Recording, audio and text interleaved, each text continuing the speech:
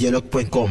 Na Nzambe libota na Nzambe bandeko ya ngai Nzambe apambola bino Nzambe a visité bino Nzambe a tambola na bino de gloire en gloire, de puissance en puissance au nom de Jésus-Christ.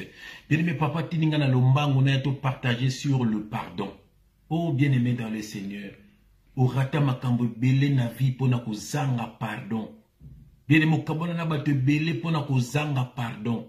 Makambo belé mabe komelo na vie pona kozanga kosenga pardon.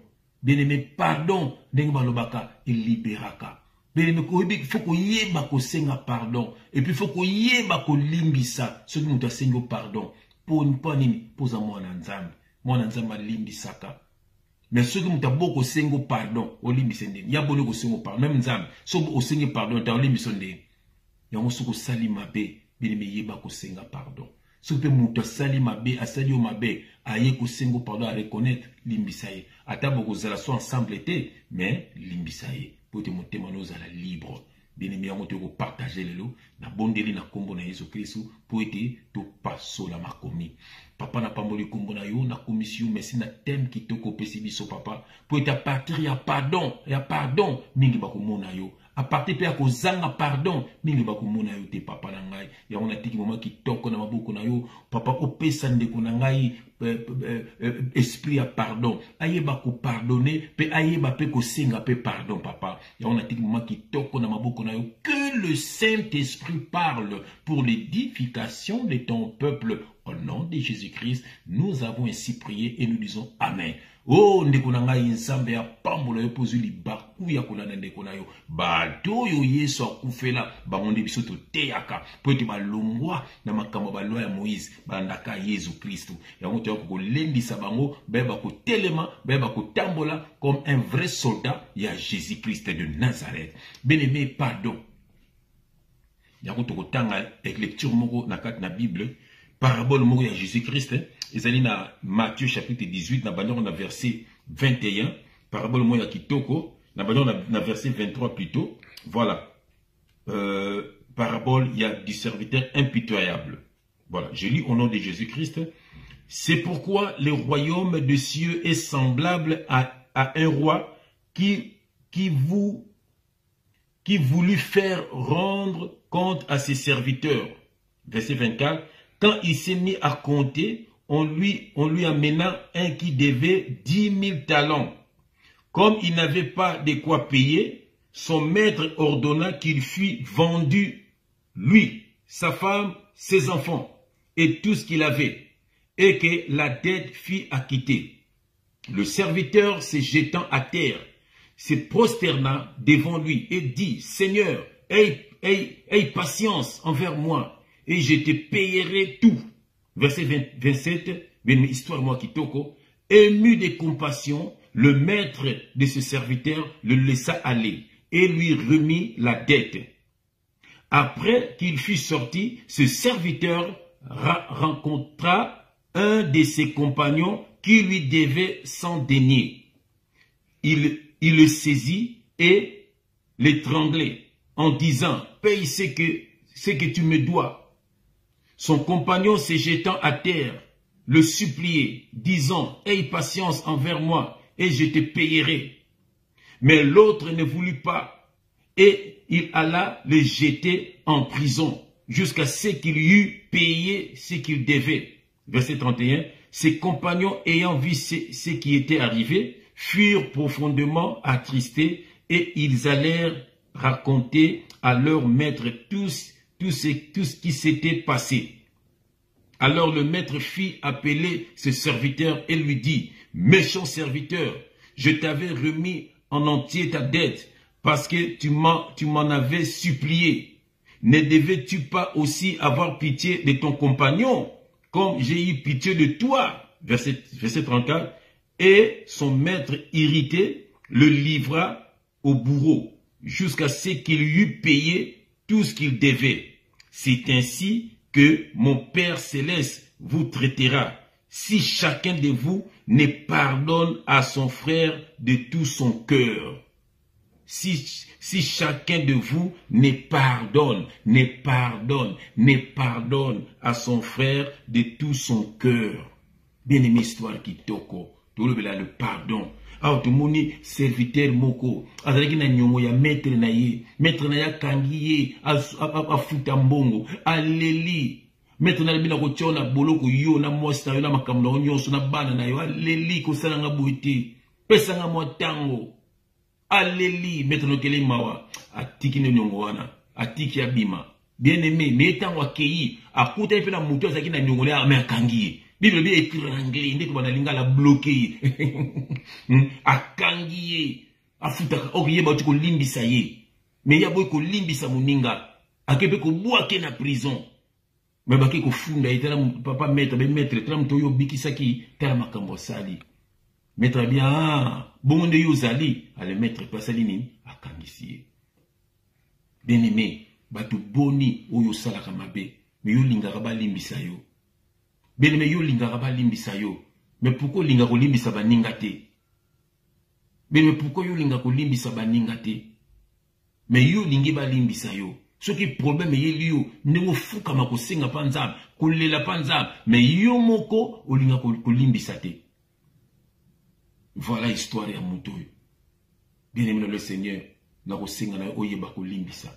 Yo pe soko sali mabe, yeba ko senga pardon. Yango de Bible bi na ba œuvre na batunde ba comprendre à partir ba œuvre na bino ndi bozali yangai.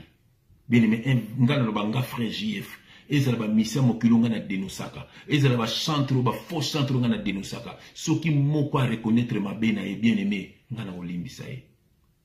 Et puis na saka na kanda na bango te mais na ezala na kanda makambo sala po bazo détruire ba ndeko yanga. Mais soki a reconnaître ma bena ye bien aimé ngana ko luka nga frère JF.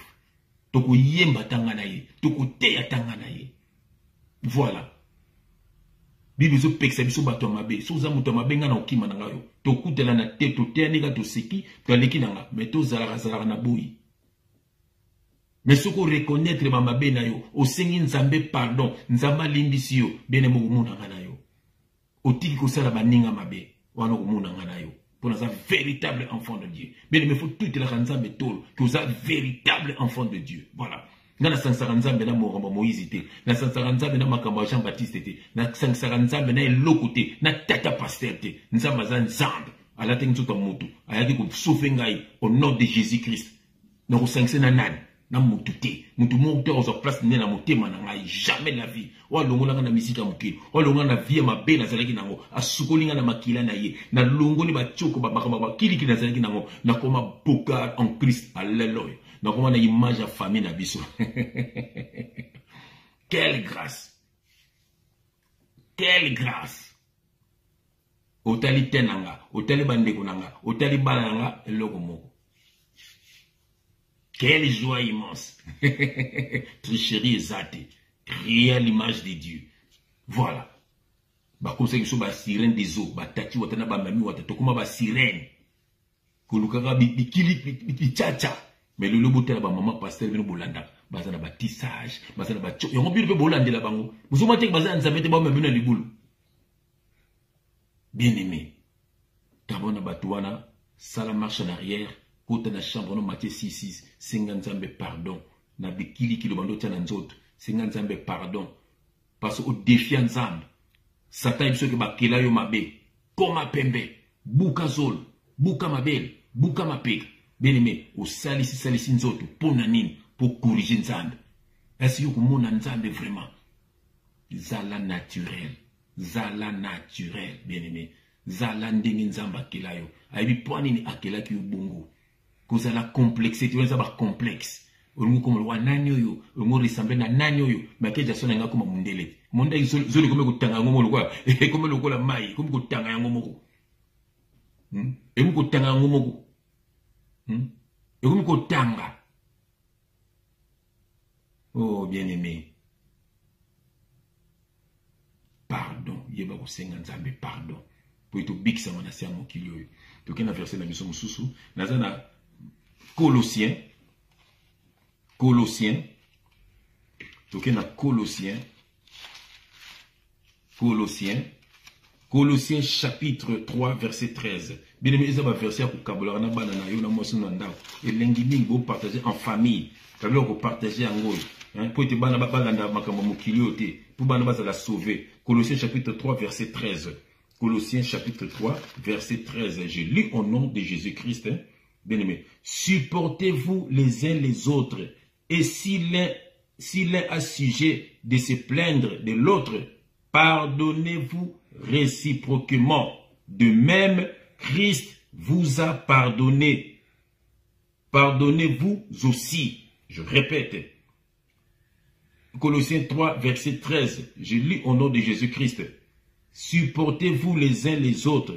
Et si l'un a sujet de se plaindre, si l'un a sujet de se plaindre de l'autre, pardonnez-vous réciproquement. De même, Christ vous a pardonné. Pardonnez-vous aussi. Voilà, le pardon est une force qui libère. À partir de pardon, à partir de pardon, on peut restaurer les balles. Il y a papa bosoni nandao, mais mouton na orgueil na ina kwena ye. Non, wa saligi mabe yaka senga pardon.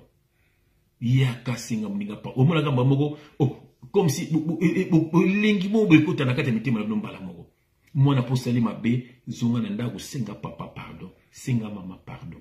Maman sait que le mot papa c'est peleki na ngote, zana kumikitiza senga mobile no pardon.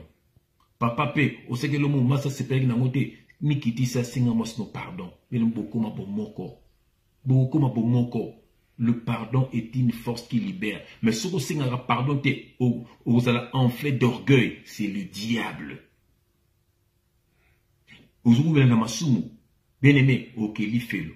Yango yeba kokota na chambre, Matthieu 6, fukama senga nzambe pardon, akolimbisa yo. Alobi yango, alobi on a Esaïe, ouais, nzambe alobi on a Esaïe, verset na biso suka, voilà, nzambe alobi on a Esaïe, yoka nzambe alobi yango, alobi ako pardonner yo, tozana Esaïe chapitre 55, Esaïe chapitre 55, yoka tokotanga na Esaïe, bien aimé dans le Seigneur, Esaïe chapitre 55, Esaïe chapitre 55, biso ba frère, to senga nzambe pardon, na onu so to salaki, nzambe limbisa biso, apesa santé, apesa kimia, apesa musala, o apesa bolingwa maman, alala, apesa bolingwa bana, quand tu sais faut tromper maman, mais si vous tromper maman, comment pas si moko, ba calcul, tout le monde va abandonner.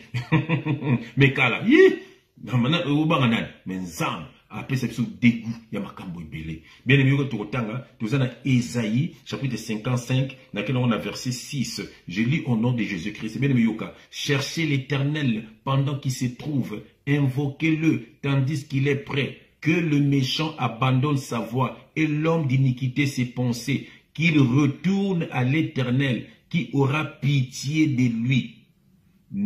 À notre Dieu, qui ne se lasse pas de pardonner. À notre Dieu qui ne se lasse pas de pardonner.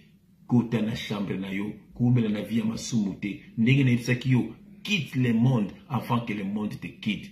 Bien aimé, ceux qui m'ont quitté yo, bien aimé, ça on a besoin de ces sakani na yo, ba boaki yo, ba teso ba choko zixixixio ba boaki yo, ba teso ba ekobo zu malade ba boaki yo, okomaka yo moko boy, ba beliso AVC donc ki le bayo ya le satan peso AVC okomaka.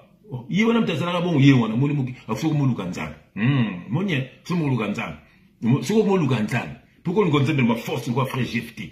Aujourd'hui avec force, avec puissance. Nous avons besoin de boy. Ôtez avec force, ôtez mais là-bas dans Satan. Moi mais ôtez là-bas dans Satan exact. Ose la nini. Pour qu'il est boy yo, ce qu'on y pas nzambe. Au monde tiko. Nzambe so utiliser ndenge. Ako utiliser ndenge. Ya ça besoin d'utiliser des battes pour ba ne bazonga na maboko na. Voilà le but de l'évangile ngwana. Oh bien-aimé, senga nzambe pardon ko ozunga na maboko na ye. Senga pe baninga no pardon ko bien-aimé, okoma moto na sika. Bien-aimé kokena kokufa na kanda ya motu te bien-aimé et ko bloquer nzano ya lola. Voilà. Kokufa na likamba motu te et ko bloquer nzano ya lola. Soko salaki mabe yeba ko senga pardon moto alimbisa yo, nzano funga manzan pa limbisa yo, lole funga melayo. Nzambe ya pambola yo bien-aimé. On a zang sikoloba, molimo santo saraka tabo moina yo, molimo ya pardon, na tindelu yango, yeba ko senga pardon, yeba pe ko limbisa.